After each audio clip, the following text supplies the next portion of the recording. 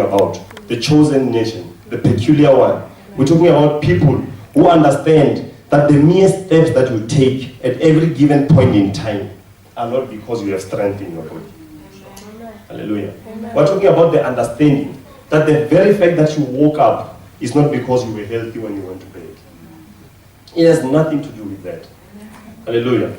He says, the Bible says he stepped unto his own, but his own could not recognize him. But as many as believed him, as many as believed in his name, those that were not born of men.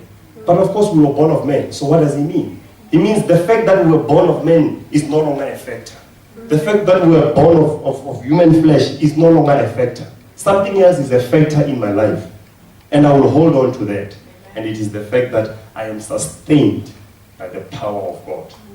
I am kept in place by the power of God. I am energized by the power of God. I am alive for the power of God. Hallelujah. The only reason I find another energy to breathe is because of the power of God. Hallelujah. That is the only ultimate objective. All those stages that the human race have gone to or have gone through were for us to come to this point. When God formed Adam, he said, let's make man in our own image. Adam was created. When Jesus came to redeem us, we didn't go to a stage where Adam was in. Adam was in a place where he could fall to sin. When you come to Jesus Christ and you begin to depend on him, you come to a place where it will not be possible for you to drop back to perdition. Hallelujah. We go to a stage where that is why God is going to send us to heaven. Hallelujah. He's going to make us live with him. Where doesn't he have the fear that what Adam did you will do again? Because it is not possible. When you have grasped the understanding, when you know exactly what God did, when you know exactly who you have become, then you qualify to be called the child of God. That is why the Bible says God is not ashamed to say these are my people. Hallelujah. There is a difference. There is a difference between casual agreement and believing in God. We believe in God. The word of God lives. The word of God works. The word of God changes things. The Bible says, for the word of God is alive and powerful, sharper than any two-edged sword. It says, cutting even to the dividing asunder of soul and spirit and of the bone and marrow. It means it can change things that you do not see, and it can change things that you can see. Hallelujah. One day Jesus walked into a crowd. There was a man with a withered hand. And then Jesus said it deliberately. He said, your sins are forgiven you. The man had a withered hand. He said, your sins are forgiven you. It is very easy to say that because no one sees sin being forgiven. Hallelujah. If I say your sin is forgiven, how is it forgiven? Hallelujah. There is no proof. Then Jesus knew that. He knew that they were thinking it. But who can forgive sin? Then he said, so that you may know that the Son of Man has power to forgive sin. He looked at the man and he said, stretch forth your hand. Now this is the word of God on something conspicuous. Everyone was looking. The man stretched forth his hand, and the withered hand became perfect. This is who we are. We have to come to terms with it. Hallelujah. There is only one way that we can make a difference. Only one way that we can make a difference is if the word of God is the only plan A, plan B, plan C, plan. We don't have any other plan. If it doesn't work by the word of God, let me die. But I don't have another plan. I have come to a place where I said, Lord, if you don't do this for me, no one will. Because I don't know anywhere else to go. Jesus once offended them. He said, you will eat of my flesh and you will drink of my blood. All his disciples left, 12 stayed. And he said unto them, aren't you going to go? Peter said, to whom shall we go? If he says, you have the words of eternal life. So he meant, if you are lying, it's fine, let me die here. Because there's no other hope for me. Hallelujah. We have come to terms with the fact that God exists. God is our living Father. I call on him Daddy, just like a little child calls on his real father Daddy. Hallelujah. He is our Father. He is the only Daddy we have. We cannot be orphans. We cannot say my dad has passed away. I cannot say my uncle has disowned me. It doesn't matter anymore. It doesn't matter what flesh and blood does unto me. Hallelujah. I'm regenerated now. I'm born again. I'm born of the word of God. What is this word of God? You have a God, you have a Father, you have a relationship with something mightier than anything you can ever imagine. Hallelujah. That's why he says, you have overcome them, because greater is he that is in you than he that is in the world. Amen. Hallelujah. Amen. We serve a living God. Amen. We serve a living God. Amen. We have the courage to walk to the sick and tell them it shall be okay. Amen. It's going to be okay. Amen. Because it will be okay. Amen. There's no reason for it not to be okay. God lives. If you want to, who has ever proven God wrong? That God is a liar? Who? David says, I've been born and now I'm old. I've been young and now I'm old. Yet I've never seen the righteous forsaken. No, his child begging for bread. Hallelujah. I know my God will take care of me. I know that I do not depend on this job for existence. I know that I do not depend on my relationships for existence.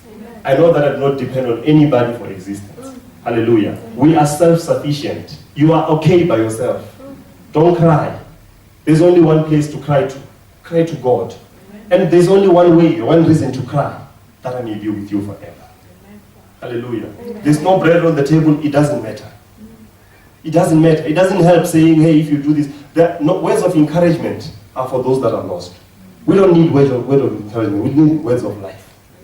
Hallelujah. Jesus says, if anyone believes in me, as the scriptures have said, out of his belly shall flow rivers of life-giving waters. What are the life-giving waters we give? Not that it shall be okay, bread will. No, it has nothing to do with bread.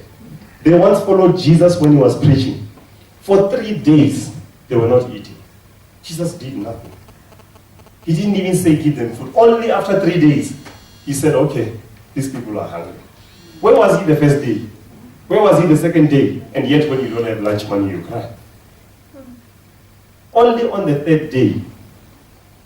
Hallelujah. Amen. Something else mattered to that man than the things of this world. Amen. Everything that you can think of in this world is just a petty thing to God. It doesn't count. It doesn't matter. God formed you. God formed us. He owns us. He tells us what we need. We can only find that out from God. Hallelujah. Amen. It doesn't matter what we become. I don't have a dream of becoming anything more than a close child of God. The only guarantee I want in life is that I will live and exist for eternity, praising the living God. That is the only guarantee. If you're not going to guarantee me that, don't guarantee me your job or promotion. I don't need that kind of guarantee. I don't need it. Hallelujah. We die in these things. We perish in these things. Hallelujah. We are contaminated in these things. The word of God stands and stands true. The word of God lives. Hallelujah. We exist for the word of God. I wish there was something that is always overemphasizing it in our heads. That we exist for the purposes of God.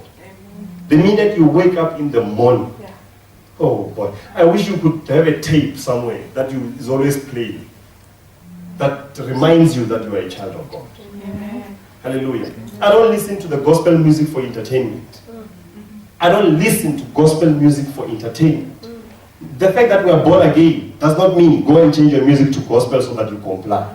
It's because we praise the living God every minute of the way. When you are playing that tape, you are worshiping God yourself from your heart. True worshippers shall worship the Father in truth and in spirit. Not when praise and worship song starts, when you live your life.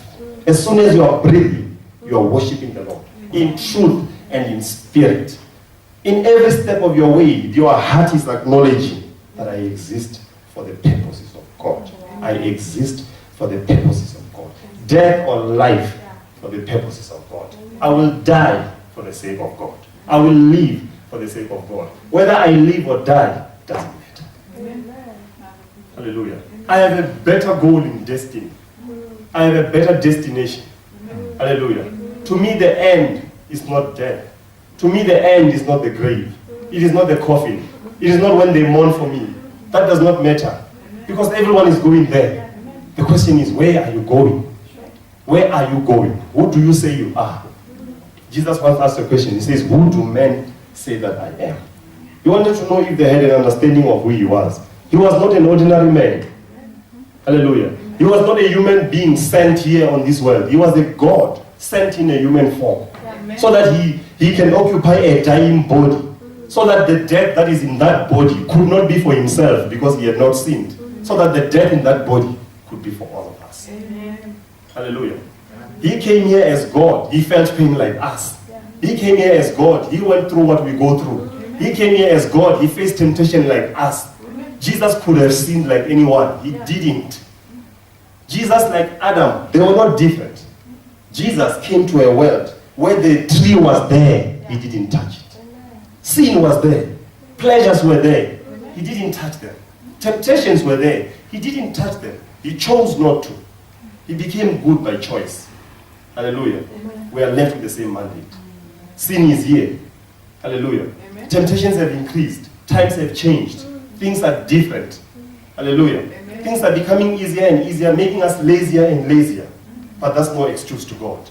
The children of God shines. You know what? There's no temptation that is enough. There's no bigger temptation. You know, God has not, that's why the Bible says there's no temptation that is above your abilities. This world does not have enough temptations to bring you down. Paul says it. He says, neither life nor death. He started there. If death cannot take you away from the love of God, what can? If the threat of death cannot take you away from the love of God, what can possibly take you away from the love of God? Hallelujah. Hallelujah. Amen. We are the children of the living God. Hallelujah. Please let's stand up on our feet. Thank you, Jesus. Hallelujah. I want you to say this with me. I'm the child of God. I'm a child of God. I'm a child of God. I'm a child of God. I'm born of His weight. I'm born of His word. I'm governed by His Spirit. I'm governed by His My Spirit. mentality has changed My mentality has changed to follow the will of God. to follow the will of God. I'm not ordinary. I'm not ordinary. I've been disqualified I am disqualified from the human race. from the human race. I am divine now. I am divine. I live in divine principles. I live in divine. I have divine abilities. I have divine. The Word of God lives in me. The word of God lives. The Spirit of God lives in me. The Spirit of God lives in me. My body My body will be revived will be revived by the Spirit that lives in me. by the Spirit that lives in me. My soul shall be revived Shall be revived by the Spirit of God in me. by the Spirit of God. My spirit shall be perfected by the Spirit of God in me. By the Spirit of God. Hallelujah. Let us all pray. Father, in the name of Jesus Christ, we are grateful for your word. Heavenly Father, you are always a God that cares for us. Heavenly Father, we will continue to depend on you. We know your existence, oh God. We always close to you. Father, in the name of Jesus, I rely on the power of your Spirit. Father, I know that it will not be by my efforts. It will not be by my abilities. It will be by your grace. It will be by your mercy. It will be by your way. It will be by your promises. It will be by your justice. Father, in the name of Jesus, we thank you, my God, for the death of Christ on the cross, who came to destroy the works of the devil. Father, in the name of Jesus, we thank you. Father, I say, Father, touch every soul that has been here today. Father, in the name of Jesus, creating mentality in them. Mighty Father, to walk in your presence, to walk in your power, to walk in your ability, to walk in your spirit. Let them see that your word lives. Let them see that the word is alive. In Jesus' name, Father, I thank you. Amen.